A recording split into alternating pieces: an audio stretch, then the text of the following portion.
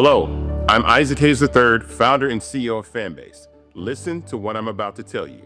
The window to invest in Fanbase is closing. We've raised over $10.6 million of our $17 million goal. That means there's room for less than 6,370 people to invest in Fanbase for the average amount.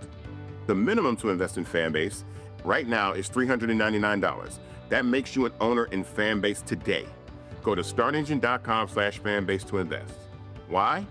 Because current social apps have taken advantage of users for far too long, with content suppression, shadow banning, harmful racist content, and no real tools for monetization and equity. Fanbase has over 1.4 million users and counting, allowing anyone to reach all their following and monetize their content from day one. Social media is the new TV, and whoever owns the apps that distribute that content have the opportunity to own potential billion-dollar companies. While big platforms with uncertain futures are failing to serve their users, Fanbase is stepping up to fill the gap. Don't wait until it's too late. Invest now, invest for yourself and your future. Go to startengine.com/fanbase and own the next generation of social media.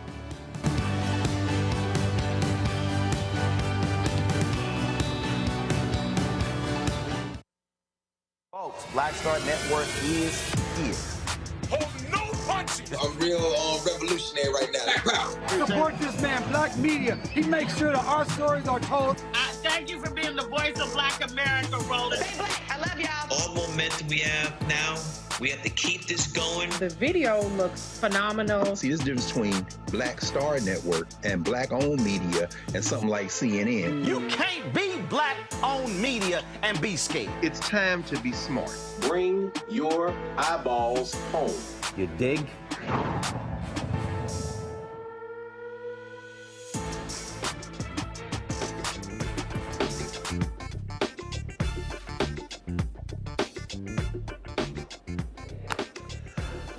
Hey folks, today is Monday, April 28th, 2025, coming up on Roland Martin Unfiltered, streaming live on the Black Star Network. I'm here in Houston.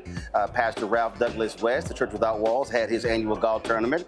And of course, I'm a member and I stayed here and played. So we're going to chat with him. We're going to talk to him about Bishop T.D. Jakes' huge announcement over the weekend that he is stepping down as senior pastor and turning it over to his daughter and son-in-law. Also, baseball legend Gary Sheffield is here. I'm going to chat with him about all the drama in the NFL. We're dealing with Shedeur Sanders and people saying that Deion was being too much of a father. I know Gary got to say something about that.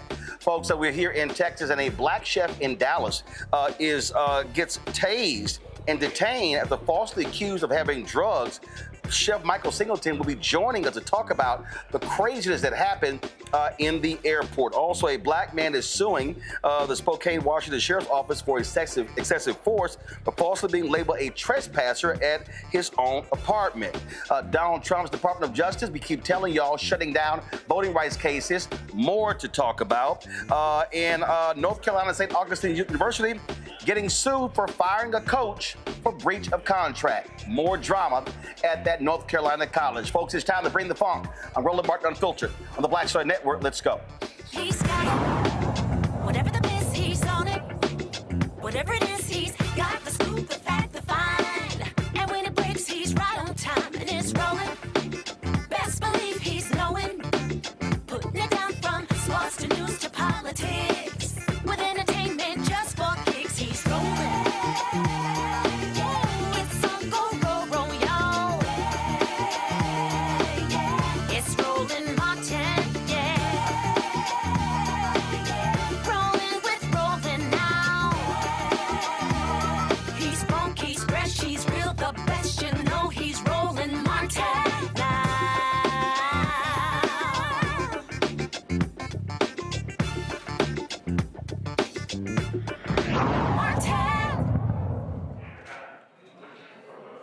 Folks, a black chef in Dallas, scary scene. Here he is sitting in the airport, minding his own business. Next thing you know, he looks up and he's surrounded by cops. A woman at the airport accused him of saying that he had drugs.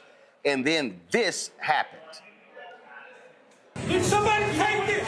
I didn't do nothing. My name is Michael Singleton. You have warrant. I got a traffic warrant. My name is Michael Singleton. I want you to please take this. They arrested me for wrong reasons.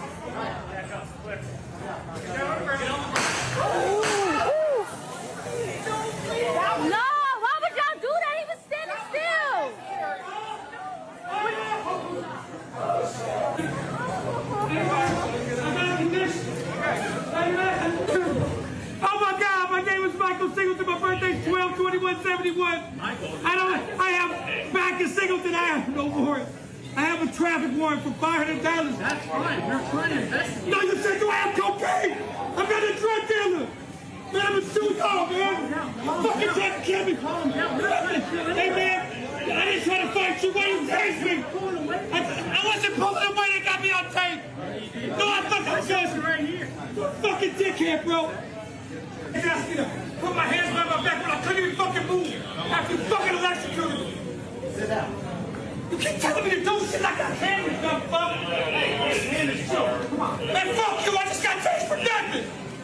Hey, man, somebody please have this on tape. Michael Singleton, back to Michael Singleton. Folks, we're joined right now by that man, Chef Michael Singleton, also Robert Slater, the founder of the Culture Commission Coalition.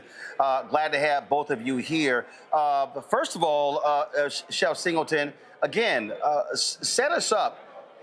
You're in the airport. You're traveling somewhere. Tell us exactly what happened. Well, I was going back home because I travel twice a month back to Oakland. When I say home, I live in Frisco, Texas. I go bring my mother her food because I cook for her because she needs no sugar, no salt. So that's why I was going this weekend because I didn't have an event. And I was just approached by as soon as I was in the tunnel going to the plane, I was approached by the plainclothes officers that identified themselves as narcotics detectives. And they asked to speak to me. I said for what? They said, can we talk over here? And then they proceeded to walk me over to the middle aisle. The middle of where pre-board was, where everybody was. And then that's when they proceeded to ask me the question. About, everybody seen it, about do I, basically assuming that I have drugs on me. Well, saying we're under assumption that you're possessing of narcotics and cocaine. Okay, so how did they arrive? So, Michael, how did they arrive at that assumption? I don't know. That's what we're going to find out. Somebody said something that I had something on me. I think some white substance or something like that, and then it was a lady on video. She recanted it and said, I never said cocaine or something. So basically, somebody told them something that I had drugs on me or something, and they went into action.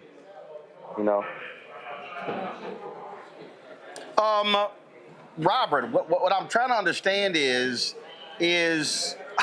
again, cops walk up, they don't see anything. Like, what's the probable cause did they have to search Michael? Mr. Warren, that's what we're trying to find out right now. I have sent a demand letter to the new chief of police of Dallas. No response. We have sent a letter and a complaint to the city. No response. The clock is ticking. There's a lot of answers.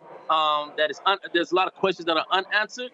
Right now, there's nothing to justify why we have narcotic detectives inside the security checkpoint misidentifying an individual when they should be properly identifying real threats to protect our friendly skies. So DPD needs to start answering some of these questions, and that's what we demand. Now, DFW, this took place at DFW Airport, correct? Love Field. Love Field, gotcha. Okay, so that's why I asked, because if it was at DFW, but Fort Worth and Dallas have oversight over that airport. So, so Michael, when they approach you, how did it escalate to the point where you get tased? Well, like everybody's seen the tape. I just basically said that he asked me, can I search you? I said no, and just basically just went into action without I didn't even know why I was being arrested. when I said I have nothing else to talk about. And I didn't know why. And then that's when they went into action. This is, obviously, absolutely a strange case here. Have you hired legal counsel? So, Roland, that's what the Kojak Commission Coalition is. We're an advocacy agency that encompasses in-house legal as well as medical, trauma support, PR, so on and so forth. So we're a one-stop shop.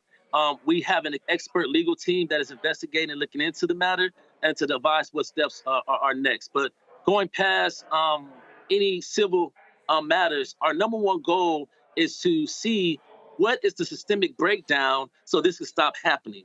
Enough is enough. And Dallas should be tired of these shoot first, ask questions later situations. But our ultimate goal is to be solution driven. And it's great that Mr. Singleton, that is his goal as well. So we will not stop until we look at their training practices and their policies, and that they have a public accountability on his behalf, because Mr. Singleton has not gotten an apology. He has not gotten a reason. And I'll further say that we found out just as recently as 2 hours ago, as they are ignoring our demand for the police report, they turned around and leaked the police report to some media to show one-sided bias. If they keep playing them games, then we will reciprocate in the same matter legally and also demonstrate and we'll call for everybody jobs that sit in an official capacity for Dallas. All right, then. Well, certainly keep us abreast of developments with this case, because it absolutely is quite strange. Chef Michael, we certainly appreciate it. Thank you so very much. And also, thank you so very much, Robert. Thank you. Thank you. Thank you for having me. All right, certainly appreciate it. Thanks a bunch. I'm going to bring in my panel right now. Joining us, Dr. Omi Kongo, being a senior professorial lecturer, School of International Service, American University, author of Lies About Black People, How to Combat Racist Stereotypes and Why It Matters. Joining us from D.C., Kelly Bethea, communication strategist from D.C., Derek Jackson, Georgia State Representative out of Atlanta. Omi Kongo, I'm going to start with you. I mean, listen, if I'm him, I'm thinking the same thing. I'm boarding a flight. Why in the hell are you coming up on me? And asking me these questions, and if you're the cops, you need to have probable cause to accuse somebody of having drugs. Yeah, and, it traumatized not only him, but everybody in that airport. I also was flying in on Southwest Airlines over the weekend, and there's nothing that could have prevented that from or any one of us in these spaces. How does just somebody talking about someone having drugs lead to that? I remember my mother was in a train station once, her PhD from Harvard and all of that didn't matter. The woman said that she tried to sell her drugs. Cops just went on her assessment and just arrested her. And my father had to go get her out of jail over some nonsense. And at what point do the people who make these accusations have to be held accountable? Because whoever said it, this person's on video, right? And the people who are watching this, if I'm watching that from a distance, I don't know if this brother got shot. I don't know what's going on. And so the fact of the matter is that they can do this. And on top of that, as the brother was saying, just play games with the investigation, not give out any of the police report, probably leaking stuff to Fox and News Nation and the like. I hope this brother gets paid for everything that he feels like he needs to get and more. But what if something happened to him? What if he had a heart condition? Who's taking care of his mother? He's flying home to take care of her, and people don't even look at the larger community implications of something like this. I'm very thankful that he's okay, but and also I'm just thinking about all these other people there, just kind of bystanders, just kind of watching. Oh well, I got to go get on my flight. I wish there's a little bit more outrage from the people in the line and the like, but people get too comfortable when these things are happening. And then he's telling him to calm down. Who the hell is going to calm down after just being electrocuted? This is ridiculous. And I have once asked, not surprised, haven't seen this covered anywhere else today, Roland. Look, here's the thing for me, Kelly. If I am this chef and I'm boarding a flight, I fly all the time. I've got 2 million plus miles, almost 3 million miles. And I'm going to tell you right now, if I'm getting on a flight, minding my own business, typically I got my earbuds in, all of a sudden the cops stop me and accuse me of carrying drugs, I'm going to be pretty damn pissed off. And as well you should, because you were minding your business. Like you said, you set the scene. You got your headphones in, you trying to get on your flight, minding your business, and out of nowhere you have cops showing up accusing you of something that, one, you haven't been doing, you're not even aware of it, but also you have no idea where this came from whatsoever. And it's just unfortunate that the only time you see something like this is when it happens to people of color. Like, I would be absolutely shocked if I saw that kind of behavior towards a person of a lighter hue. It simply just does not happen. Certainly not at the rate that it does for people who look like me and you. To echo Dr. Makongo's sentiments, I am very glad that this man is frankly alive because, like he said, we don't know the health conditions of this man. We don't know what he was going through. I certainly would be racking up some therapy bills at this point because lawsuits should be pending. Because this kind of behavior towards people who are supposed to be protecting and serving when you are doing neither of those things, this is absolutely ridiculous. It needs to stop. It needs to stop. It goes without saying that. But the safety of everybody in that airport, frankly, was in jeopardy because of weaponized incompetence, as far as I'm concerned. I'll tell you right, Derek, I can't wait to see the officers' body cam footage. You're exactly right, Roland. But not only the two officers, but the two bystanders, they were citizens. You can see that they were citizens. So why is it that the two officers are allowing for two citizens to also place their hand on another citizen? Again, I certainly agree that this is a travesty. And just doing this a little bit of research, Roland, over 1,081 citizens have died from being tased. 1,081 citizens have died from being tased. So this is another demonstration that law enforcement have a lack of substantial reasons to use excessive force. And this is another reason why the community trust in law enforcement continues to be eroded. This is another reason why we have to address these kind of implications, because when you think about the lack of accountability and the lack of training and the lack of the protocols that are in place.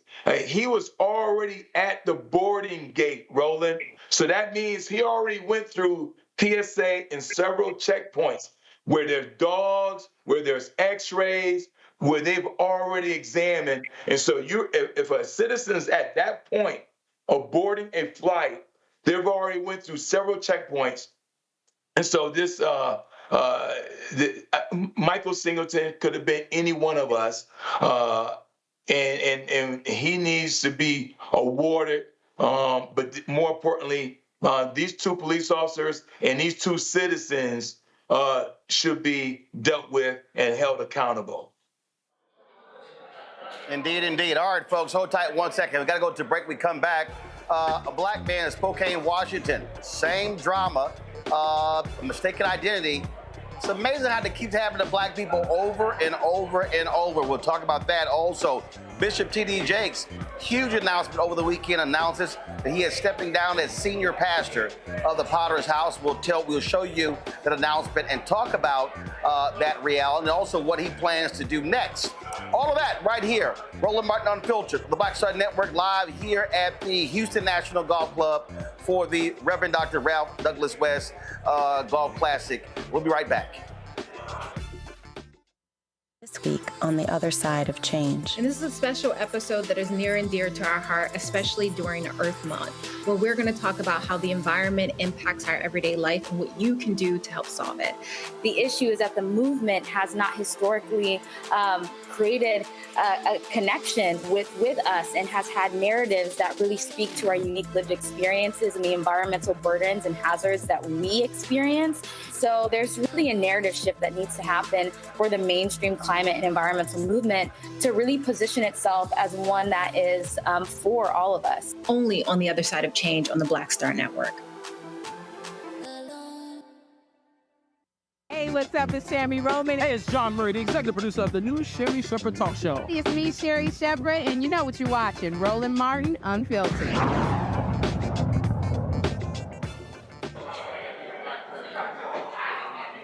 folks, let's not go to Spokane, Washington. Joshua Clark, a 35-year-old black man, has filed a federal lawsuit against the police department there, against the sheriff's department in Spokane, after he was violently arrested and hogtied outside of his own apartment in 2023. Folks, a clear case of mistaken identity. Deputy Samuel Turner was responding to a trespassing complaint, and he thought that Clark was the man in question. The lawsuit made way for Deputy Samuel's 15-minute body cam video release. We're only going to show you about 3 minutes of the encounter. It turned violent extremely quick.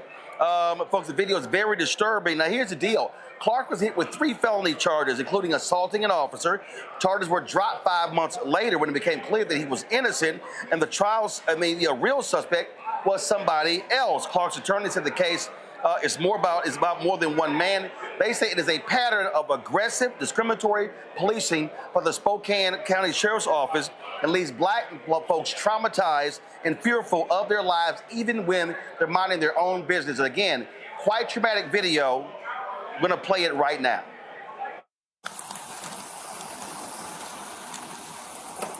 How you doing, sir? Good. Your name Willie? No. No? There's a Willie that's associated with this vehicle that's trespassed from here. I ran your plate. This vehicle. Show that you're not supposed to be here. Not this vehicle. Okay. You got your ID with you? Yes. Okay. Let's take a look, see you at that. No. There's no reason for it. I just told you the reason. And I have told you I am not this person you're looking for. How am I going to verify that without seeing your ID? Well, due to the fact you can ask any of the staff members here if I've been trespassed. I'm asking you. And I just gave you the answer. No, I have not been trespassed. Who are you? My name is Josh. Josh what? No. Okay, hop out of the car for me, No. Mr. Josh. Sir. Adam 51 code 6. Please. Get out of the car. You're under arrest. Not funny. I'm not funny. Give me your hand behind your back now. Now. Give me your hand. You wrap my neck up, motherfucker. You're getting your hand. I haven't done anything. Ah! Ah! Ah! Give me your other hand now. Ah! Ah! Get off. Stay down. I'm trying to tell you where it is, goddamn. Fucking stay still. Stop fighting. I'm not trying to fight. This is uncomfortable as hell, please. Let me just readjust my... I'm trying to be more comfortable, officer. Now sit on your butt. Officer. Sit still. Hi. He didn't want to be arrested is all. For what? So. He lives here. What's the issue? I'm conducting an investigation. Yes, sir. All right, and he decided he wanted to fight with me, so. Fight? You got I questions, haven't I'll done come talk to you in the anything. office here in a minute. Okay, he does live here, though. I haven't fought anybody. I was trying to ask you a question, officer. Damn. You got one detained. No, I want your name. I want your supervisor. And I want your You're under arrest for assault 3rd degree as well. Stand up on your feet. What? Hey! Come over here. No. I have the right to ask for all of it. Separate your feet. Dude, stop banging your head You're around. all banging my head, you dumb son of a bitch. Get me a... Stop fighting, dude. Get me into a cop. I'm still I code want 6. my supervisor. Stay down. I am staying down. I'm trying to look you in the eye. I'm trying to stand you up and you're still fighting me, fucker. Fucker, I'm asking you a question, and you're being a dick. I want your supervisor. You know, Derek, every time we show one of these videos, it is always the same thing with these cops in terms of how they treat folks. They don't de-escalate. And so this is somebody who should never be policing. He should not have a job. And this is what's insane is these cops, they act like thugs as opposed to ascertaining exactly who the proper suspect is. Roland, I appreciate you highlighting these situations. I mean, it's unfortunate, but you're not going to see this anywhere else. The reason why I appreciate you highlighting this because you got to think about the physical and psychological harm to Black people in the United States. He was just sitting in his vehicle, Roland. And so it will be hard for any one of us, including myself, for a police officer to roll up and start asking questions and get out the car when you're not doing anything. So there's the physical aspect, there's the psychological aspect of harm around this, but then we got to explore the consequences of these wrongful arrests. I mean, in this age of anti-DEI, in this age where we don't have a Department of Justice, and I'm sure we're going to talk about later on during the show, that's chipping away around the civil rights protections that we have in this country. And so these kind of incidents, the frequency, unfortunately, is going to get greater and greater because this body camera evidence clearly shows that this law enforcement individual is violating policy, he's violating protocols, because this citizen was doing absolutely nothing to in a matter of 2 minutes to go from sitting in the driver's seat to now you're face down on the ground in excruciating pain. Listen, Kelly, the point that Derek makes there is true. You've got a Department of Justice. This Trump DOJ, they're going to give that cop a medal. They're going to praise him. They're going to treat him to lunch at the White House.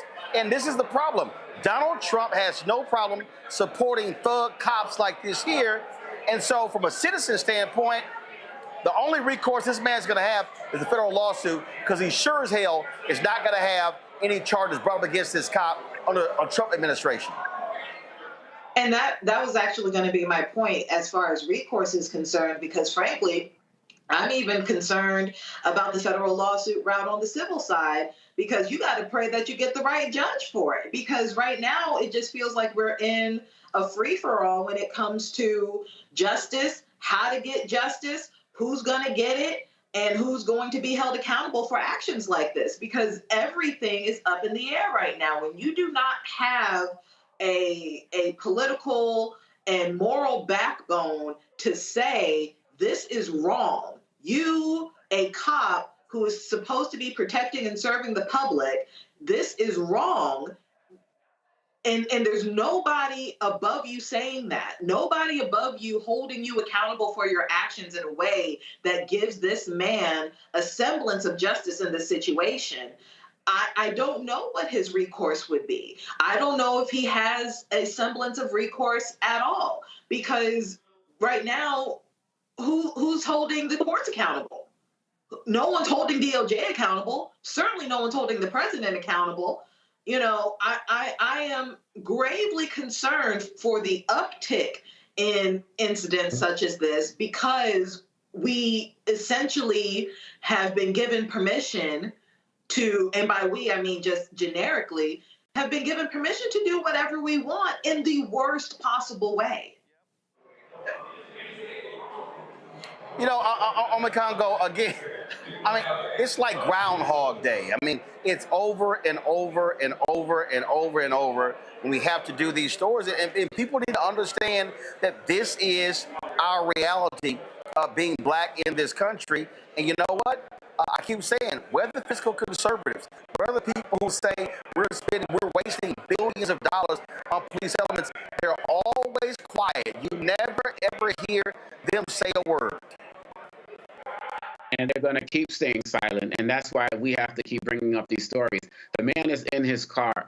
Anybody who pulls up the registration of this man's car is going to see his name, is going to see his face. They didn't even have to have a further conversation. And the way that they just treated him like a piece of trash, just tossed him around. And, you know, and they're saying all of these things on camera to help them with their case. You know, oh, he's fighting me. And he's like, I'm not fighting you. And then they have the nerve to say, oh, can you stop banging your head against our car?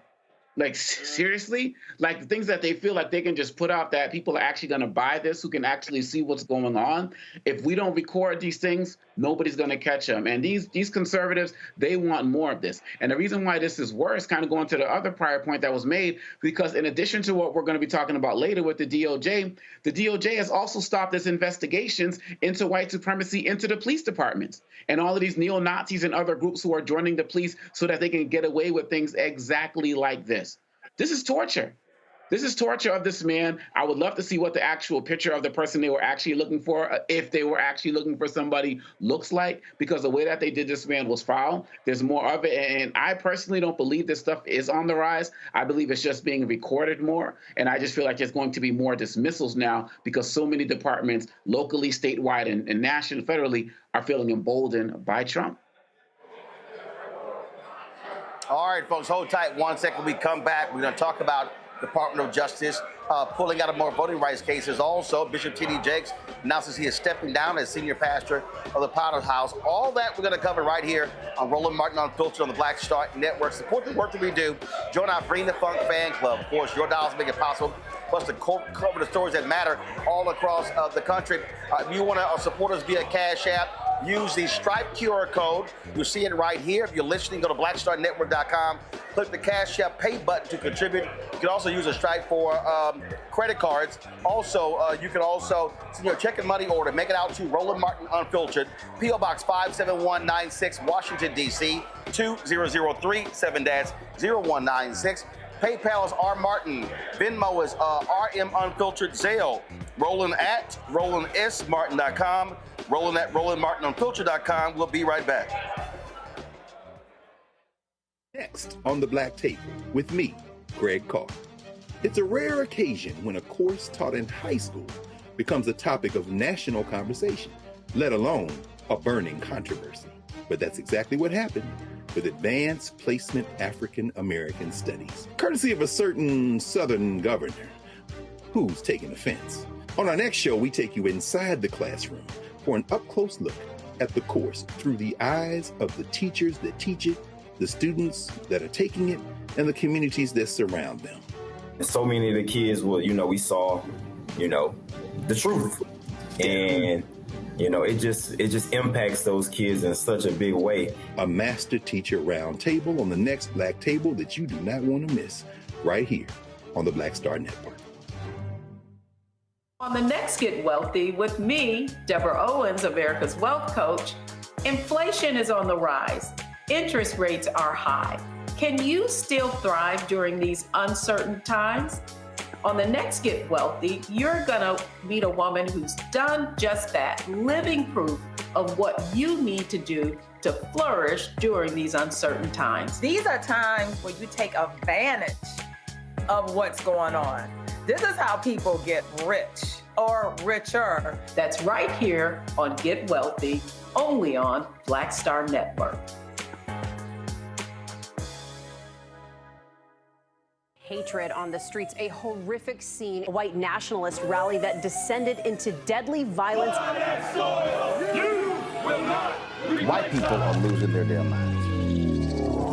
As an angry pro-Trump mob storms the U.S. Capitol, we've seen We're about to see the rise of what I call white minority resistance. We have seen white folks in this country who simply cannot tolerate black folks voting. I think what we're seeing is the inevitable result of violent denial. This is part of American history. Every time that people of color have made progress, whether real or symbolic, there has been what Carol Anderson at Emory University calls white rage as a backlash. This is the rise of the Proud Boys and the Boogaloo Boys. America, there's going to be more of this. Here's all the Proud Boys, Dave. This country is getting increasingly racist in its behaviors and its attitudes because of the fear of white people. The fear that they're taking our jobs, they're taking our resources, they're taking our women. This is white fear.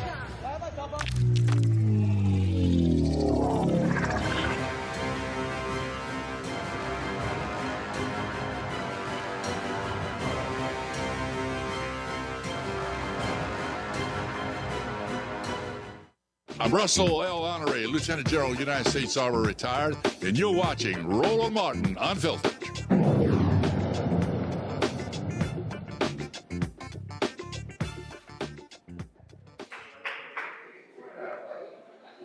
Folks, we told you Donald Trump's Department of Justice does not give a damn about black people at all, and we are continuing to see what has taken place where they are pulling out of voting rights cases, raising significant alarm. Less than a month after Trump ally Harmeet Dillon took over the Civil Rights Division, all senior career managers in the voting section, including Chief Tammy Hagler, were removed from their roles and reassigned to low-level positions. Attorneys were also ordered to dismiss every active voting rights case without explanation or any meetings. This voting section is responsible for enforcing federal laws that protect against voter discrimination, especially as states pass more restrictive voting measures. The new leadership has shifted the division's focus from protecting marginalized communities to advancing Trump's priorities, which is, of course, lying about voter fraud. You know, this is a thing, Derek, that we kept warning people about. We kept warning them about Project 2025 and what was going to happen. So for the people who sat on their ass and stayed at home, for the people who complained about Vice President Kamala Harris, so guess what happens? They're now going to be focused on voter disenfranchisement, removing polling locations. We're going to see more actions by these conservatives taking place all around the country, and the people who, again, stayed at home, who complain, guess what? This is the result of when you do that. You're exactly right, Roland. I mean, when you think about how we were sounding the alarm about Project 2025 on your show daily, we were talking about Project 2025, and for some reason or another, 89 million registered voters did not vote. I don't think that the 89 million, if they believed it or not, but we went through all 922 pages, and there was not one page, not one paragraph in there that helped black people. And when you think about the essence of Project 2025, not only were they going after the Voting Rights Act of 1965, but they're also coming after the Civil Rights Act. We also talked about how they're going after the Fifth Amendment, due process. They're going after the 13th Amendment, 14th Amendment, 15th Amendment. They want to disenfranchise black people in the United States. They want to weaken and remove the protections that we were able to leverage over the last 248 years. So these are the kind of things that we got to continue to sound the alarm. And again, when you think about democracy, I know we typically use the word democracy in a macro sense, but when it comes down to it, if we can't vote in this country, if we don't have due process in this country, if we do not have civil rights in this country, this is the reason why, as a Democrat, I urge all other Democrats, we got to fight this stuff about when they go low, we got to go high. No, there's democracy at stake. Our voting rights are at stake, due process at stake. And when you have a country that just simply pick up citizens, Roland, and put them on a military lift and take them to another country and put them in prison, that's kidnapping. And so, yes, voting rights is an issue, but there's so many other things that they're coming after us. And you're right, we sound the alarm. And unfortunately, 89 million people, registered voters, stayed at home. Listen, what we are dealing with here, Kelly, is a thug administration, and people need to understand. They don't care about discrimination. They don't care about police brutality at all. They don't care. I would argue that they care about it a lot. I would argue that they are endorsing it. I would argue that they condone it because, like you said, if you're a thug administration, what is the number one way that you present power? You present it through violence. You present it through force. You present it through suppression. And those are the ways in which these police officers, law enforcement, now the DOJ, and the cronies within are exhibiting their power. So, like my colleague said beforehand, this is absolutely something that was in Project 2025. And as we have been saying on your show since the election, the hashtag we tried to tell you, that is absolutely relevant in this case. It is going to be relevant for the entirety of this presidency because we are going to see time and time again every lie that has been disbanded, every truth that has been illuminated, all of it is going to come to light. All of it is going to affect us. And we did try to tell you the truth, and you decided not to listen because you would rather have a racist bigot than a competent, intelligent, overqualified Black woman for this very same position.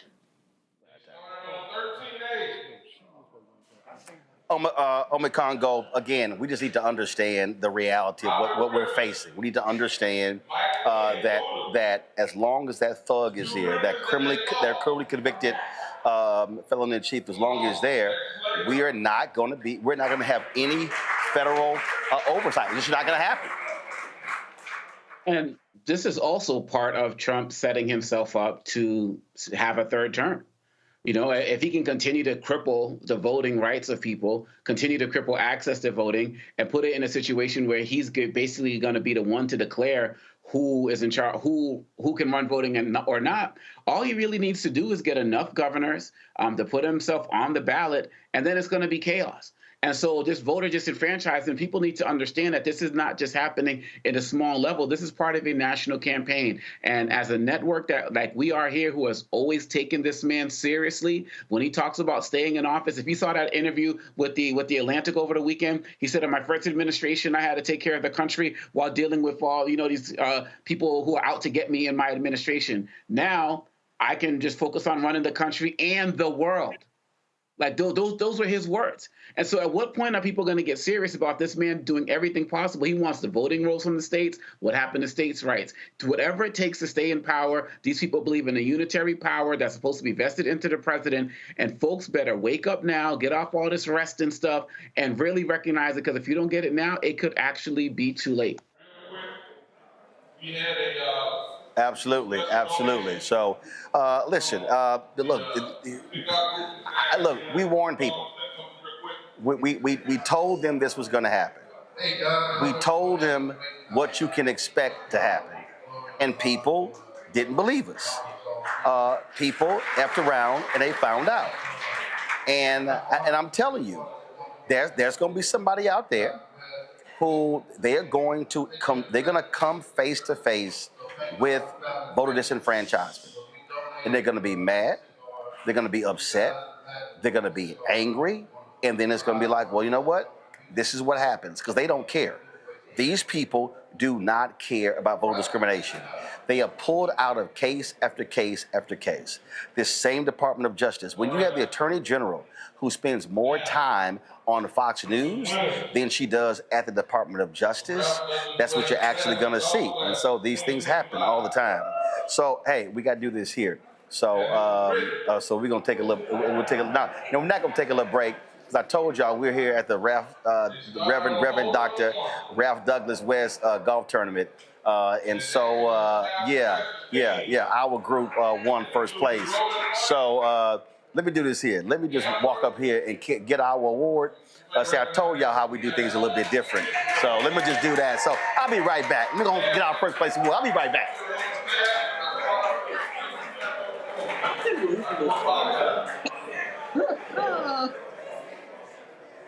So we would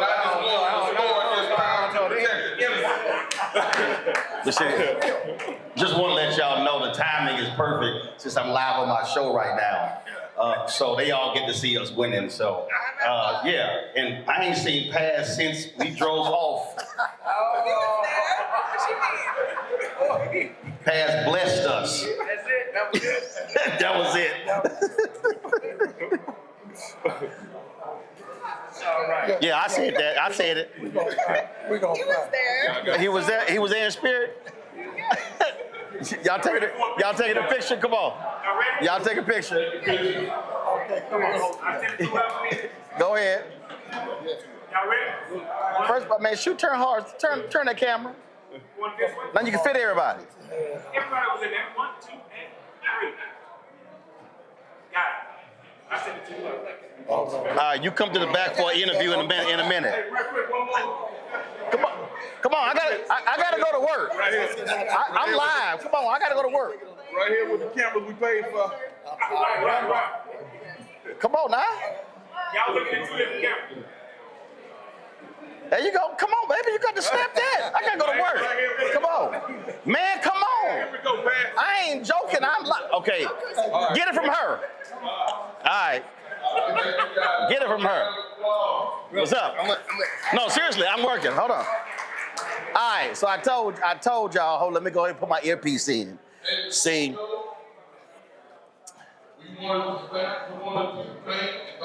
See, this is how you got a black show right here. So, I had to go ahead and pick up my hardware. So, 36. Yeah. And Alpha, man, go ahead. Yeah, I had to pick up. Listen. Everybody can't do what alphas do. I'm just saying. So, Pastor West, let me go ahead and mic him up. Let me mic him up. We are live, Pastor. I'm not lying. So, hold on. I know you're live. Oh, we are live. Hold on. Let me turn your microphone on. Let me get you. All right. Testing. All right, here we go. Come on, Ro. Let me clip you on. All right, there we go. All right. So, folks, Reverend Dr. Ralph Douglas West, actually, we'll step back so they can actually see you. Come on, let's do it. All right, then. So first and foremost, glad to be here. This is an annual golf tournament. Right. And so, good to see you win first place. You hit some great shots. I ain't seen not one of them. Yeah, my phantom was doing it, I had my able niece, and she was out there representing me today, and she did very, very well.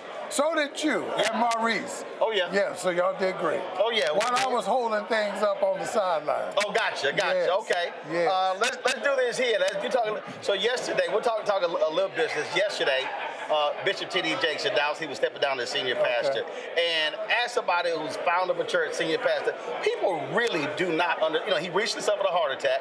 People really do not understand the level of pressure when you are having a pastor, 10, 20,000 people, you're getting calls from people all around the country and the world. You understand that as well. It is not easy in these days. Right.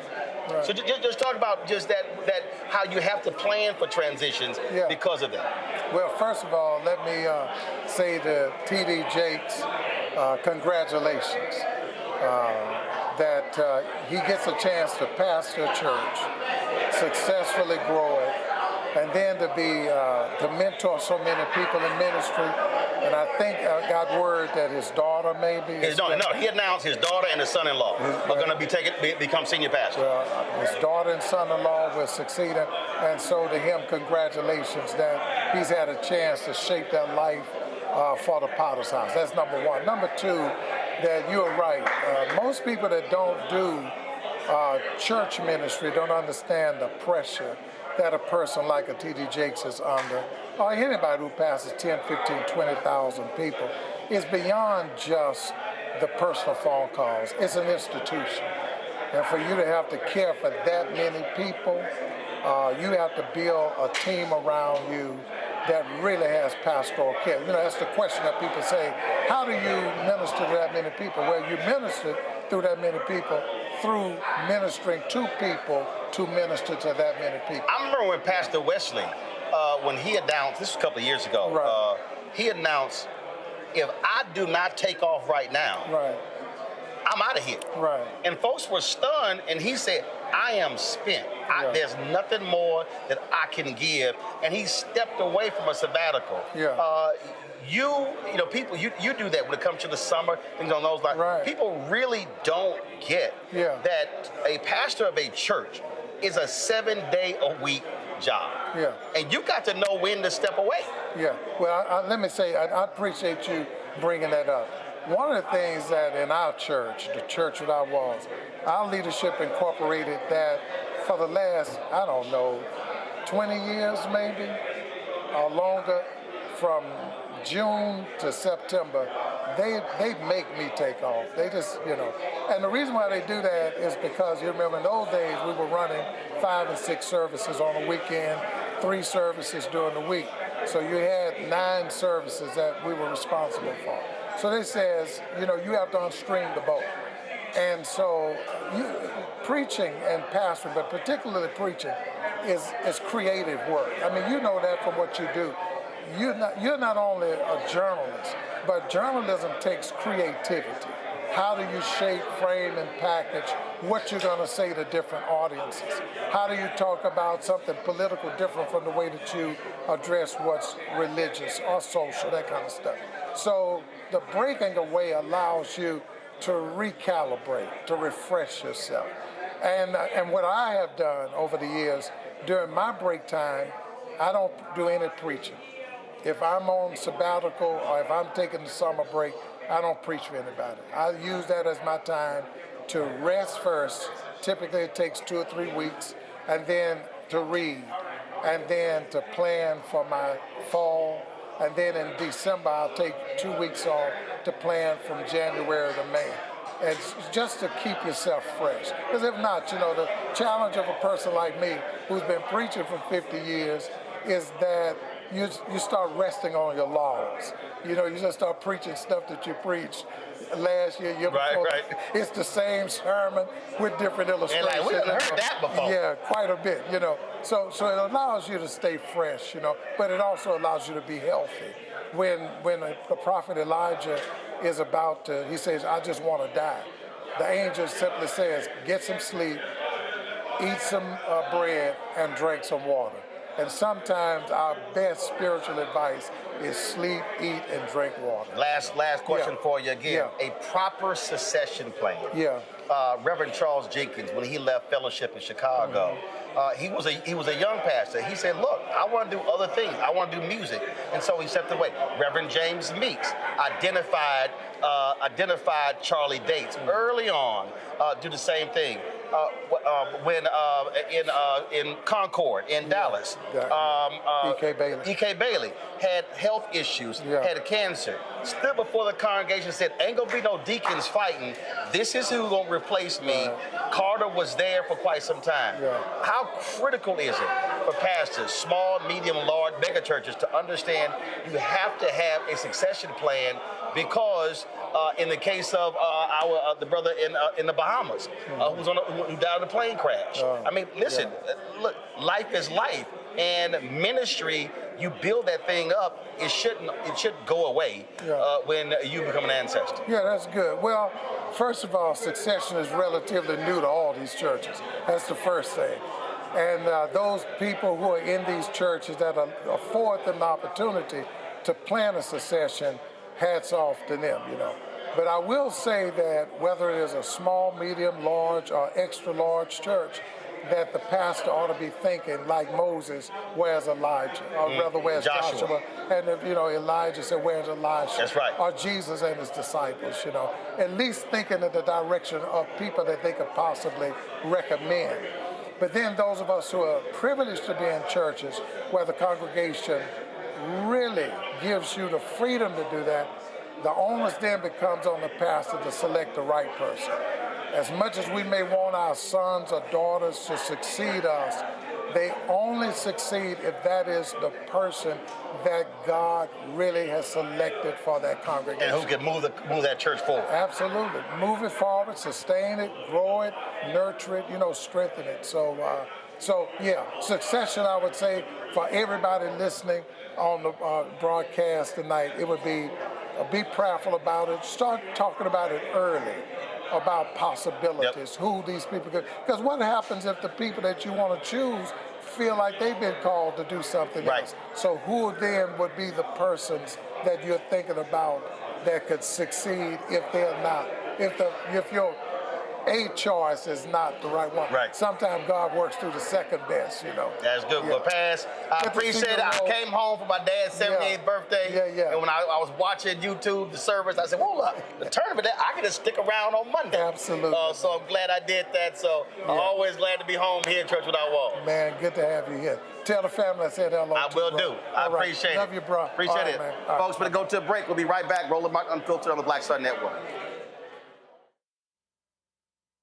On the next, A Balanced Life, we're talking about the stress of stress and trigger warnings, looking at those areas in our lives where we often don't turn the page or turn the corner, but giving us the ability to really take a deep dive and look at who we are, the people around us, and the ways in which we're triggered. A lot of times we are so stressed out because we are trying to control things that are outside of our sphere of control. That's all next on A Balanced Life on the Black Star Network.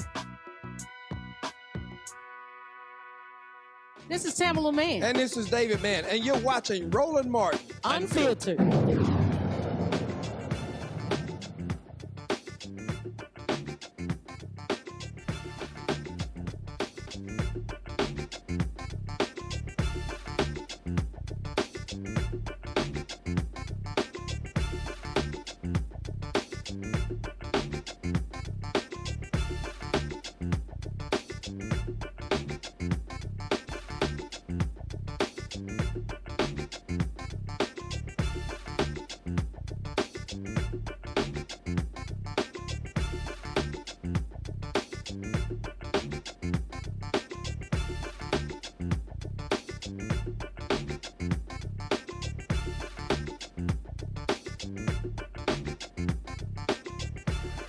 I appreciate it. All right, folks, you heard us just talking about Bishop T.D. Jakes making the announcement that he is stepping down as senior pastor of the Potter's House in Dallas. This is yesterday's announcement. You all know for years I have been talking about it. It may not work out the way I plan it, but I get on my knees and pray, and I plan my life in decades. How many of you remember me saying that? Not days, but decades. Because major moves take time. It may look like it was suddenly, but you don't know what the background work was.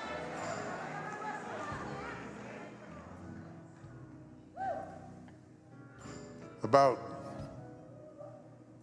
6 years ago, I started talking to Pastor Torrey and Pastor Sarah because I did not want all that I had spent my life and your life and our lives building to get old and go with us. This is a generational.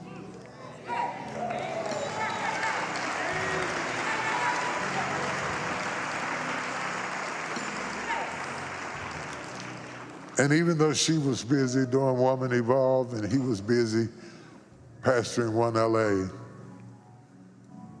about 4 years ago, they moved out here just in time for COVID.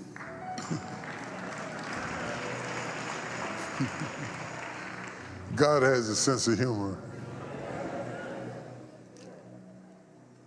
He throws you in the water and then says swim. So for the last 4 years, they have been swimming. I talked to the board because I was concerned. I have seen too many men build something and stay so long that they kill what they build. What you gotta understand is it's not so important that you just know when to grab a hold.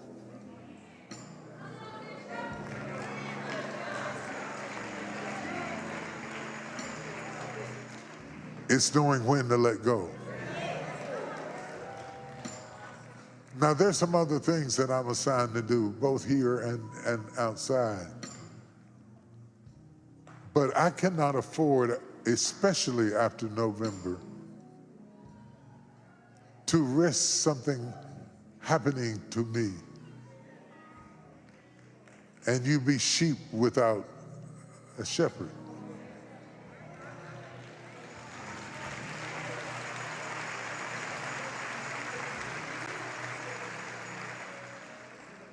I cannot afford to let all the work of all the saints living and dead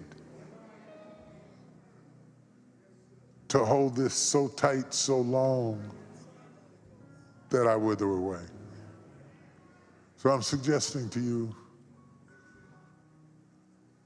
I'm recommending to you that you receive Pastor Torrey and Pastor Sarah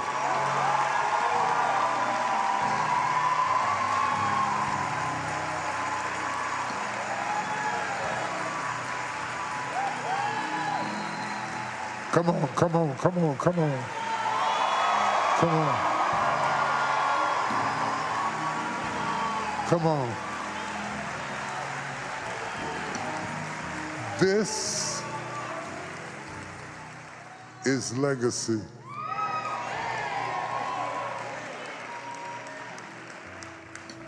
Not because they're kin, but because they're the kind.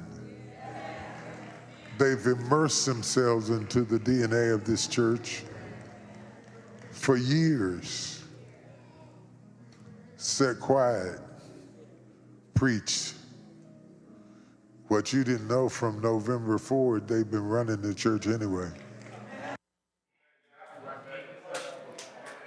Folks, that was Bishop T.D. Jakes making the announcement yesterday that his son-in-law, Pastor Teray, and his daughter, Sarita, would be taking over as senior pastors. I'm going to go to, I'll start with you, Kelly. This is a significant announcement. We're talking about, this is a worldwide ministry.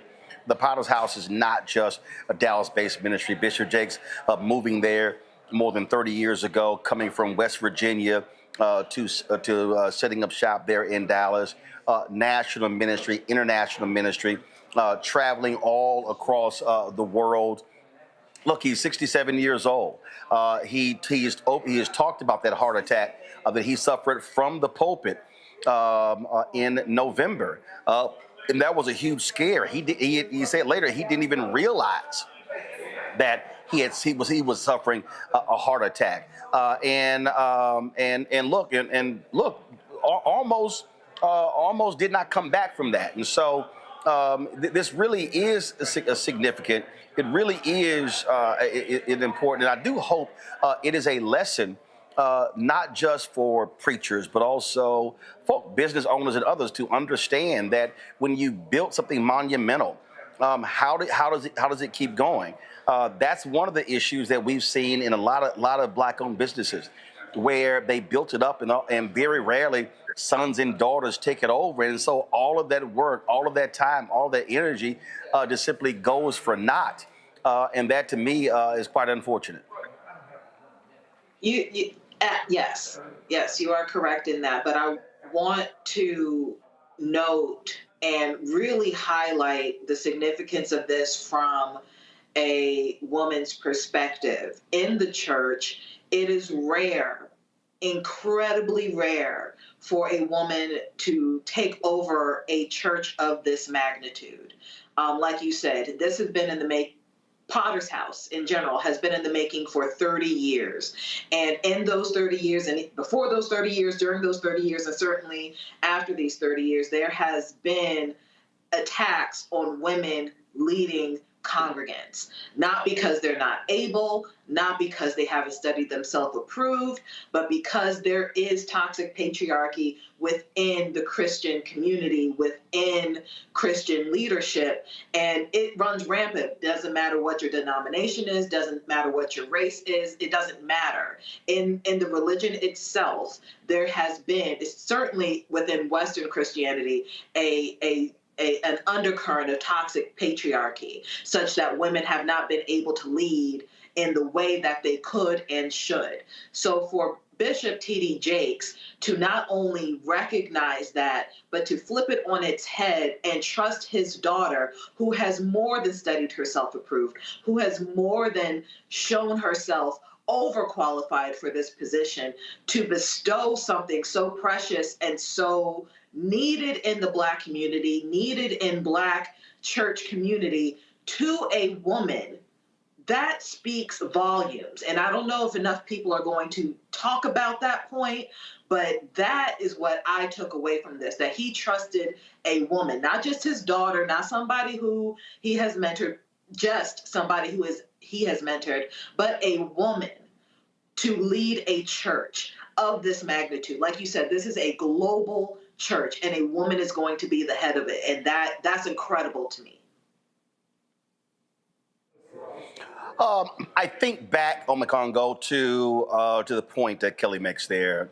Billy Graham, Reverend Billy Graham, it leaves the ministry to his son, Franklin Graham.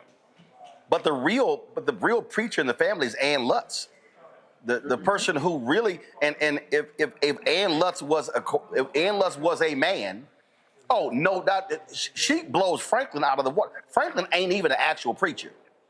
Okay, so the real person who truly follows in the footsteps of Billy Graham is his daughter, Ann Lutz, but she's a woman. And that's how Franklin Graham was able to take the mantle of his father's ministry.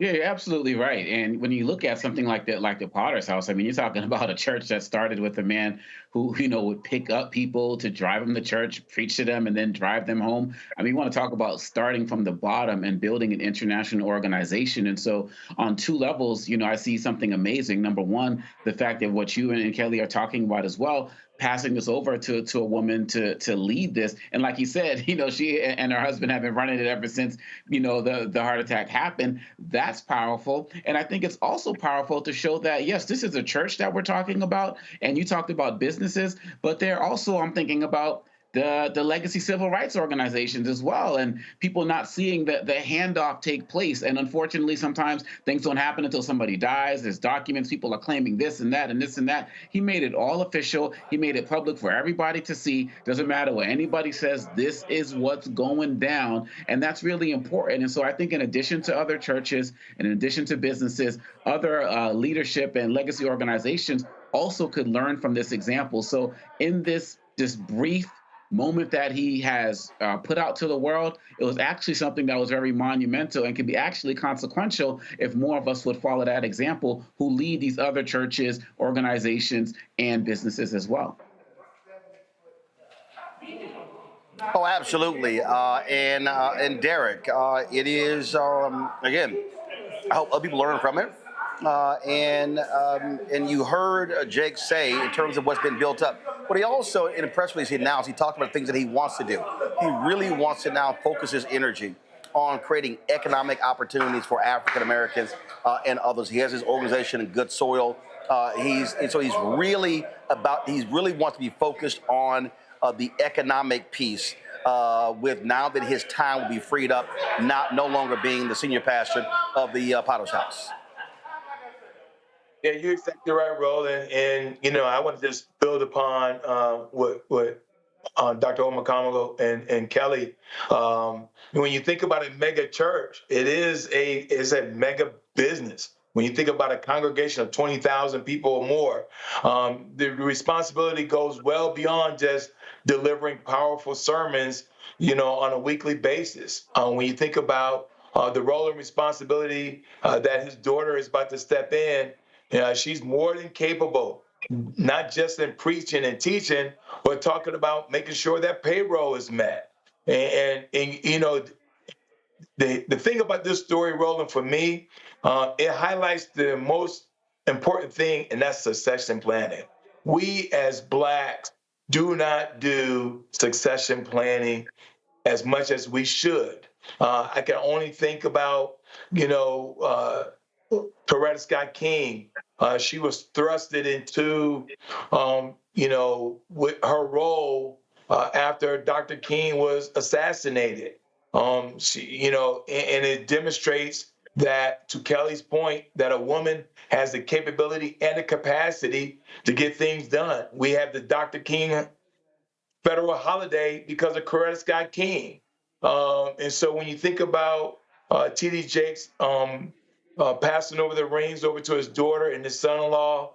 It makes sense. We got to do more succession planning in all aspects of our lives, in the family, as well as politics and the likes. And so I agree that this 67-year-old icon, giant, felt the need to pass over what he has built over 3 decades to his daughter, and then ask the congregation, Roland, and say, I need you all to support this decision because it's the right decision to be had.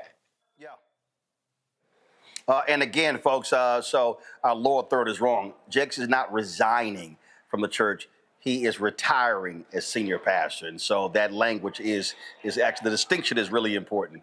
All right, got to go to a break. We come back. Bishop William Barber and repairs of the breach were arrested simply for praying at the U.S. Capitol. We'll show you what took place and hear for what he said afterwards, speaking at the Supreme Court. You're watching Roland Martin Unfiltered on the Black Star Network. Support the work that we do. Joining our Bring the Funk fan club. The goal is to get 20,000 of our fans contributing on average $50 each a year. It's $4.19 a month, 13 cents a day. What you can do is, of course, if you want to give the Cash App, use a Stripe QR code. You see it right here. If you're listening, go to blackstarnetwork.com, click the Cash App pay button to contribute. Also, if you want to send a check, make it payable to Roland Martin Unfiltered. Send it to P.O. Box 57196, Washington, D.C. 2003 7-0196. Of course, you also have PayPal, R. Martin Unfiltered, Venmo, RM Unfiltered, Zelle, Roland at RolandSMartin.com, Roland at RolandMartinUnfiltered.com. We'll be right back. Next on the Black Table with me, Greg Carr. It's a rare occasion when a course taught in high school becomes a topic of national conversation, let alone a burning controversy. But that's exactly what happened with Advanced Placement African American Studies, courtesy of a certain Southern governor who's taking offense. On our next show, we take you inside the classroom for an up-close look at the course through the eyes of the teachers that teach it, the students that are taking it, and the communities that surround them. And so many of the kids we saw, the truth. And it just impacts those kids in such a big way. A master teacher roundtable on the next Black Table that you do not want to miss, right here on the Black Star Network. Now that Roland Martin is willing to give me the blueprint, hey, Cyrus, I need to go to Tyler Perry and get another blueprint because I need some green money. The only way I can do what I'm doing, I need to make some money. So you'll see me working with Roland. Matter of fact, it's the Roland Martin and Cheryl Underwood show. Well, should it be the Cheryl Underwood show and the Roland Martin show? Well, whatever show it's going to be, it's going to be good.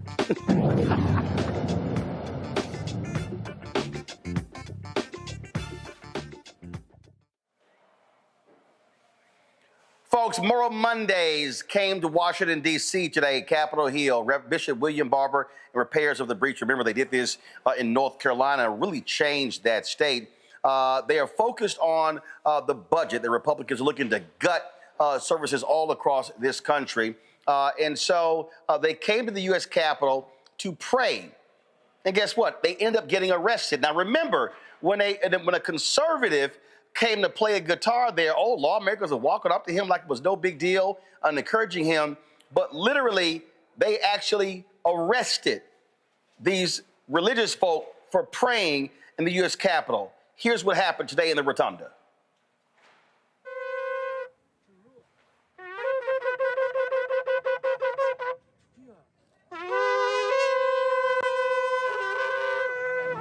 We are here crying to you, O God, because we've heard the cries of your people. We have also read the budget resolution of this Congress, which calls for $1.5 trillion in cuts to life-saving and life-sustaining programs in order to give a tax break to billionaires. Deliver us, O Lord, never from the deceptive lie that says our nation will be better off if those who have little get less, and those who have too much get more. Against the conspiracy of cruelty, we plead the power of your mercy. Walk through United States Capitol Police. Somehow, right now you're participating in an unlawful demonstration. If you don't cease and desist the activity, you are subject to arrest. Keep moving, Lord. keep changing, Lord. Warnings have been given. If you do not want to be arrested, you must leave the area. Move outside. That area. That way. Doesn't matter if you're pressed. Outside, sir. This way. Everybody outside the building. This is very different. This has never happened before. With the press is being cleared out of the rotunda. Come on, let's go. Keep walking. Police zone. Let's go. It's closed now.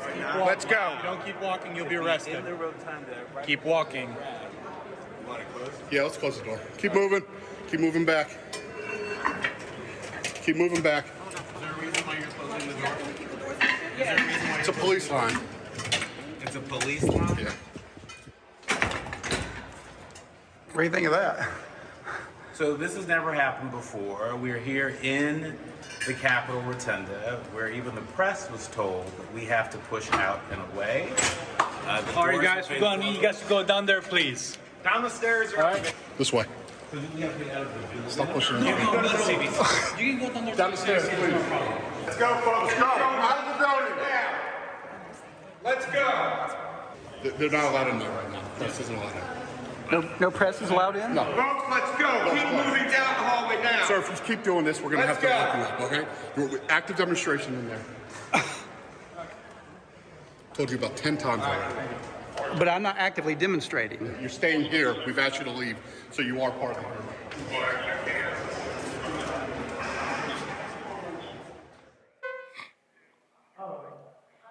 That is absolutely BS. Religious folk praying, they call it an active demonstration, and then you see they don't give a damn about the First Amendment. They kick reporters out of the Capitol Rotunda. Well, before that action took place at the U.S. Capitol, there was a news conference taking place outside of the Supreme Court. A number of people spoke. This is Bishop Barber. This is not, Moral Monday has never been about just kind of a justice fellowship where we come to feel good. We come to cry. Not just cry out. But if in this country right now, you have people and you're watching them get up in the morning and the only thing they can think about is how many people they can hurt, and they got the power, at least the temporal power, that's a time for mourning. That's right. It's a time for us to, the first move in any nonviolent type of protest is, first of all, you got to get your facts so that you're not focusing on personality but policy and the real problems. And second of all, you have to make sure, as we did on Ash Wednesday, that your adversary actually knows what's bothering you. You don't just start doing things. You actually have to have the kind of redemptive hope that you believe if you show the folk the fact, they would change. And you can't be frivolous about that. They may not, but you have to believe in that possibility, because if you give up on humanity, then you're doing the same thing they're doing.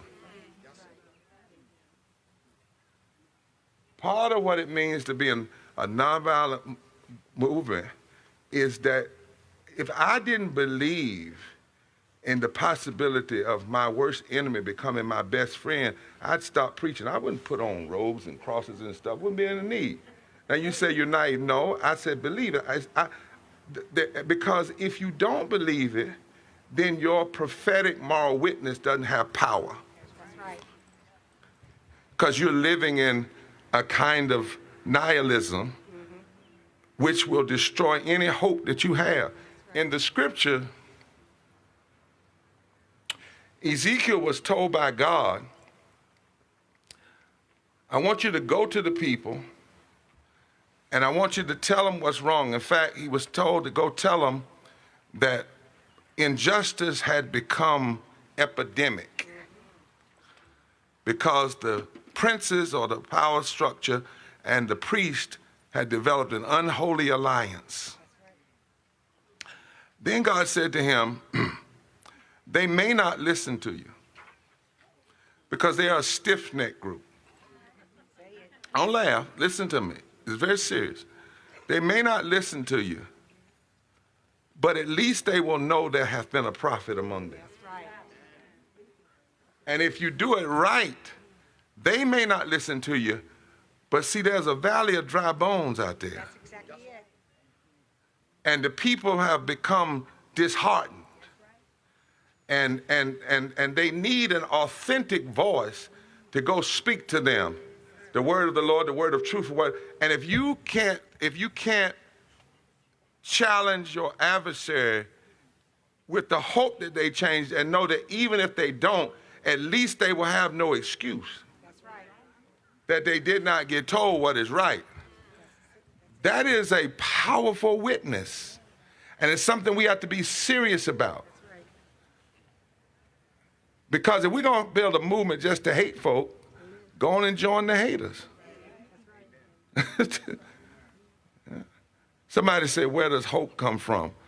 Well, hope comes, Jürgen Moltmann said, hope takes place when people of faith, and that could be faith in different ways, but when people of faith or people see something that's so wrong that they can no longer accept it, and they decide to put their hands and their bodies and their feet to work to change it. He said the moment they make that decision, that's where hope is born. That's right. Hope doesn't just fall out the sky. Hope doesn't happen because you walk over one time or send an email one time or a text message one time and all of a sudden they stop voting on the right. Hope begins with you and me deciding not to believe the lies we're being told. Because the most powerful thing you can do is tell the truth in the midst of lies. So when Moral Monday was born, actually today was the anniversary, April 28th, 2013. This is actually. And Mr. President, when it was born, it had been after January, February, March, April. We had seen a state legislature and a governor after we had put 20,000 people in the street in January and a forward movement agenda, and had even offered to them, they said it didn't matter to us, you Republican or whatever, if you're about justice, we'll work with you. And they said no, and they denied health care, denied Medicaid expansion. They cut money for public education, took North Carolina to last in the country. They went after the LGBTQ community. They went after women. They went after unemployment. And then during Holy Week, before they went home for recess, they wrote a bill in the state Senate that changed 40 laws, was an attempt to change 40 voting laws, to take voting in the backwards direction rather than forward. And the bill was so bad that when they put it in the computer, this is true, they put it in the computer and the computer kicked it out and assigned a number to it. The computer named it Senate Bill 66666.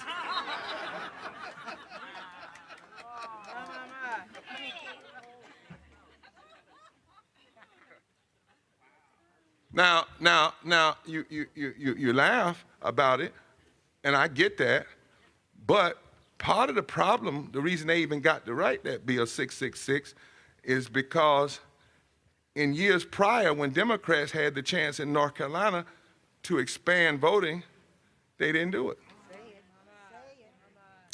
And when Democrats had a chance to block, see, moral movements have to tell truth both ways. Moral movement don't tell truth one way. The sword of the word cuts on both sides. How did they get the power to do that? In 2010, there was a redistricting plan when Section 5 of the Voting Rights was still in place, and it was pre-cleared, even though 4 years later the court said it was racism with surgical precision. Now, if it was racism with surgical precision 4 years later, it was racism with surgical precision 4 years earlier. That's right. But in an attempt to compromise and play games, Democrats allowed it to go through, and then that created this super Tea Party, pre-mega majority that then writes Bill 6. So all of us need to repent. Right? And so what happened is, Dr. Jackson, is when they wrote that Bill 666, they set it to the side. And this is what they said. They said, now we're going to wait until the Supreme Court makes its decision on the Voting Rights Act. And when the Senate went, and so what we said was, we can't wait. And we may not have the votes to stop them, but just because the Supreme Court of this world makes a wrong decision, it doesn't stop the Supreme Court of God from not standing up for the right decision. Folks, that's called moral leadership, and of course, Bishop William Barber. So, it was Bishop Barber who sent me this tweet earlier. I want y'all to check this out here. This Jack Jenkins posted this tweet. Reminder: when right-wing activist Sean Fulton held an impromptu evening worship service in the Capitol back in 2023. Police occasionally walked in to speak with lawmakers participating, but no one was arrested. Isn't that quite interesting? The actions that Bishop Barber is engaged in, Derek, I think is critically important because the budget cuts Republicans are trying to unleash really is about damaging of the poor, the disenfranchised, and the needy in this country in order to provide tax cuts to millionaires and billionaires. Roland, if they go through with this $1.5 trillion tax cut, that's trillion with a T, $1.5 trillion tax cut, it's not only going to devastate a lot of citizens, both our elderly, our retired, and our children, but the disabled as well. It will negatively impact Social Security, Medicaid, and Medicare. Roland, when you think about this $1.5 trillion tax cut, when you have 73 million citizens that receive a Social Security check every month. They're playing games talking about, well, we made the system believe that this person was dead and they're still alive and well, right? They're playing games with folks who are on fixed and stable incomes. Those who need medicine, where now the pricing of medicine has ballooned again. Take insulin as an example. To go from a cap of $35 to now back to whatever that number may be, $200, $300. And so this tax cut, and again, this is where the Democrats got to sound the alarm. Again, that if it goes through, Roland, not only will it devastate a lot of citizens, but a lot of citizens will die. Will die. That's the gravity of this. Omakongo? Yep. Omakongo? I'm so glad that we're highlighting, Moral Mondays, because what's happening in this country right now is evil. It's depravity at the highest level. I know we're not talking, a lot about immigration today, but when you see what happened with the woman who was deported, but her son, who's an American citizen, was 4 years old, had stage 4 cancer, exported with her. And you look at the programs that are actually already being cut, right? That are already being cut or halted, or funding being, halted until they can check to see if it is in line with their ideology. They are killing people. And we should have paid more, not we here, but as a country, we should have been paying more attention when this started happening with USAID. But the Trump administration is so strategic because they know that they always go after groups and organizations or parts of the world or parts of communities that people don't care about. And not enough people were caring about people dying in Zimbabwe or Sudan or Argentina because of USAID money that got chopped up. but people already started dying already. So they're like, well, successful there. Let's just bring it here. Add it to what are they getting rid of in this country? Meals on Wheels. All of these different programs, one by one by one, as they're also dismantling Social Security. When are people going to wake up? Unfortunately, in this country, too many people wake up until they actually get hit. And by that time, it's going to be too late because you already lost your job. You already lost your home. You already lost your access to low-cost insulin. How are you going to be even in a position to fight back? More people should have been down there with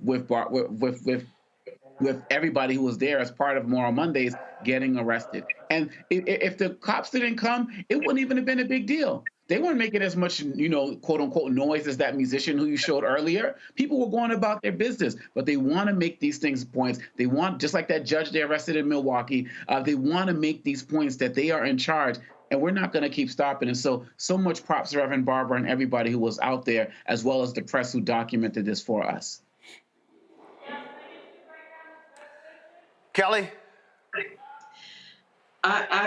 I feel like I'm grieving the state of our nation and what it was and what it will never be again.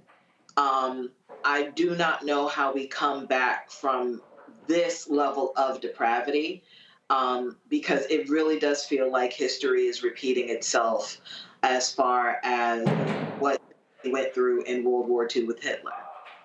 It's almost the exact same playbook, bar for bar, as well as the trajectory of the events happening at almost the exact same pace as what happened with Hitler pre-World War II. This is frightening to me. This is very frightening. And I appreciate the highlighting of this issue. But as far as next steps for this country, if we are not looking at radical change and radical options regarding getting rid of Trump and his cronies, I dare say it will be worse and there will be no coming back from it. And it is unfortunate. Once again, I go back to the hashtag we tried to tell you, we really did. And I mean, ironically, I have to pray for this nation, probably not at the rotunda of the Capitol, but certainly elsewhere, in order for anything to change. Well, absolutely. All right, folks, a couple other stories that we want to get to that jumped out at us, folks. Really sad news out of Memphis, Tennessee, but the historic church, of course, that had so many different meetings and gatherings during the sanitation workers strike, burned to the ground. Significant damage. Clayborn Temple, which had been under renovation, located in downtown Memphis, was the organizing focal point for Dr. King's final campaign in Memphis in '68. Fire officials responded to the early morning alarm to find the church engulfed in flames, located just south of Beale Street. Clayborn Temple was built in 1892 as the Second Presbyterian Church and originally served an all-white congregation.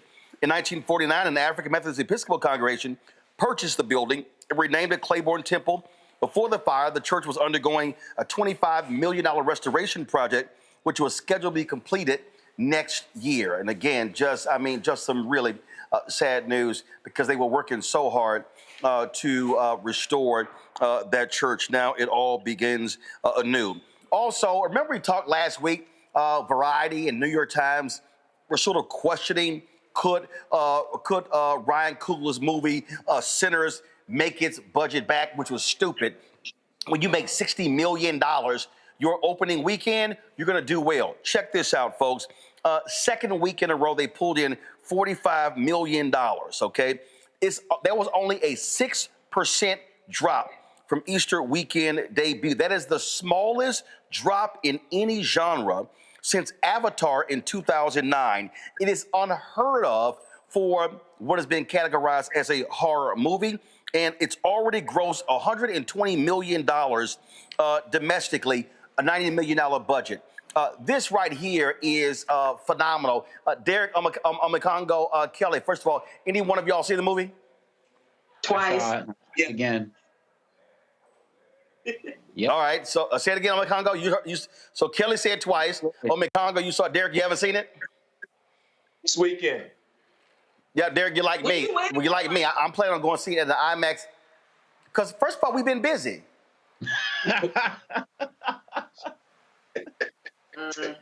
I mean, what you mean? What you waiting on, bro? Bro, being busy. I'm just saying, bro, being busy. Also, my wife was in New York all last week with the Lynx, and so we said we're gonna see it together. So she wasn't here. So since you asking questions, Kelly. So, so here's the thing for me that I think is crazy. Variety looks real stupid. The New York Times looks real stupid, questioning somehow. In terms of what's going to do well. I mean, this movie is on its way to $200 million, or even higher. What it also says is that original movies with original concepts can still work. Everything is not about, of course, a superhero movie, and that to me I think is important. So it's a lot of people, Congo, with egg on their face who were questioning the opening weekend of Sinners. Yeah, and it was so great that we had Omar Miller on, last week to talk about it. And one of the things that stuck with one of the things that he said was that this movie's not only doing so well, but it's not Black trauma porn. And this could be revolutionary for the industry if they pay attention. Because when you look at the movies that have majority Black cast that start doing numbers like this, it's movies or have an impact like this. It's movies that are not Black trauma porn. Movies like this, Black Panther as well. Obviously that's Marvel and everything, and Ryan was involved in that. But the way that this movie is going, it beat out The Accountant as well, part 2, that everybody else was talking about and saying, go see that and everything. And, I think they had like similar budgets and the like. So I just love the fact that Michael and Ryan are just speaking with their art right now. And it's just, I've been so dismayed about what I've been seeing in media as of late. And so to have something like this, it just gives me a lot of hope of what's possible. And I don't even care about like what other folks in Hollywood do. I'm interested in this more stories that are going to come from us because of what this movie is doing. And like I said last week when Miller was here, it's the movie we need right now in this moment. Kelly? I mean, I couldn't agree more. This was one of my favorite films to date, really ever.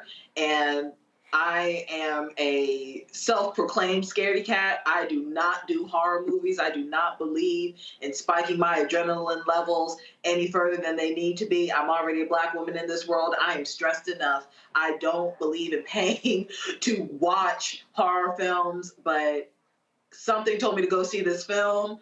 And it is one of the most incredible pieces of art that I have seen in a very, very long time. I haven't even been looking at the reviews from Variety and stuff. I saw the headlines and I immediately dismissed it because it was giving hater. You know what I mean? Like it was giving, we want to sabotage the results of this film because we didn't believe in it, we being the mainstream media. And I have just kind of delved into every think piece, every presser clip, every promo clip. I wish I was here when Omar was here because I absolutely love his work as an actor in general, but he really outdid himself in this role. Everybody outdid themselves in this role. Shout out to the actress who played Annie, giving it up for the plus-size woman who was a legitimate love interest, not a trope, not a joke. She was a real multi-dimensioned, layered character that a conventionally attractive Black man was in love with. You don't see that enough. I don't see that enough. And that alone was enough for me to see it not once but twice. I might see it a third time in the different formats that Ryan Coogler outlined that he showed the film in. Again, I can't talk about it enough without giving spoilers, but if you haven't already, go see this film. It's incredible. I love it, and I'm ready to see what else it's going to do as far as numbers and impact in culture. Derek, there's a lot of Hollywood media people looking real stupid for what they were writing about just a week ago. Roland, and listen, I have not seen the movie yet, Kelly, but it is on my wife and I to-do list because our schedule has been crazy. But when you think about the narrative, Roland, I just noticed that these same folks didn't do the same thing to Quentin Tarantino movies, right? I mean, it just always, folks always demonstrate that there are two sets of rules in our society. It's the same thing that, you know, they want to beat up on Coach Prime with Shador, but you didn't do that with Archie Manning with Eli, right? And so this falls in that same category. It's the same playbook that they continue to do over and over again. Ryan is a genius. He was a genius when even Marvel didn't give him all the budget that he needed for Black Panther, but it still turned out to be a blockbuster #1 box seller. So we're looking forward to go and see it, Sinners, before this week is out. All right, folks, that's it for us. A lot we're going to talk about tomorrow. First, we're going to talk about St. Augustine University, another lawsuit against them. Also, we talked about law enforcement. We warned everybody. Donald Trump has released another executive order where he wants to give protection to cops. He ordered the Attorney General to create a legal mechanism to indemnify them. Oh, and all those law firms that cut deals, they're going to be required to represent the cops pro bono. Oh, we're going to break all this down tomorrow on the show. Also, the Philadelphia Eagles went to the White House today, winning the Super Bowl. A bunch of black players and others did not show up. But what's causing a lot of attention is Saquon Barkley, where he told folk he didn't want to hear them complain about him playing golf for Donald Trump. I said a couple of things to him on Twitter and Instagram. I got a lot more to say to his ass tomorrow. Yeah, it's going to be a little busy show tomorrow. I'm back in the studio, and y'all know I'm going to be ready to bring the funk. Derek, Kelly, Omekongo, I appreciate y'all being on today's show. Thank you so very much, folks. Thank you so very much. And again, let me thank the Church Without Walls, Brook Hollow Baptist Church, Reverend Dr. Ralph Douglas West for holding the golf tournament. And again, for the folk, in case y'all missed it earlier, see, when you got golf skills, this is what happens when you got skills. You win first place. So this ain't the first time I've won first place in a golf tournament. It won't be the last time. So a lot of y'all out there be talking all that smack. Bring your ass. Come on. If y'all want some of this, I'll happily take your rent or your mortgage money or your lunch money if you keep running your mouth. All right, folks. If y'all want to support the work that we do, join our Bring the Funk fan club. Here's the way you can support our show. Give via Cash App. Use the QR code for Stripe. This is it right here. If you're listening, you could also use that for, of course, credit cards. Senior checking money order, P.O. Box 57196, Washington, D.C., 20037-0196. PayPal, again, make checks payable to Roland Martin Unfiltered. Roland Martin Unfiltered. P.O. Box 57196, Washington, D.C., 20037-0196. PayPal, R. Martin Unfiltered. Venmo, RM Unfiltered. Zelle, Roland at RolandSMartin.com. Roland at RolandMartinUnfiltered.com. Download the Black Star Network app, Apple phone, Android phone, Apple TV, Android TV, Roku, Amazon Fire TV, Xbox One, Samsung Smart TV. Of course, get my book, White Fear, How the Browning of America is Making White Folks Lose Their Minds. Available at bookstores nationwide. Get the audio version that I read on Audible. Also, download the app Fanbase. You can also get that.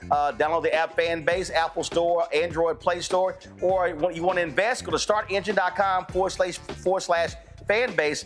For more information, startengine.com/Fanbase. Also, you heard me say it a little bit earlier. Yesterday was my 36th Alphaversary. That's right. 36 years ago, I crossed the burning sands into the only real fraternity.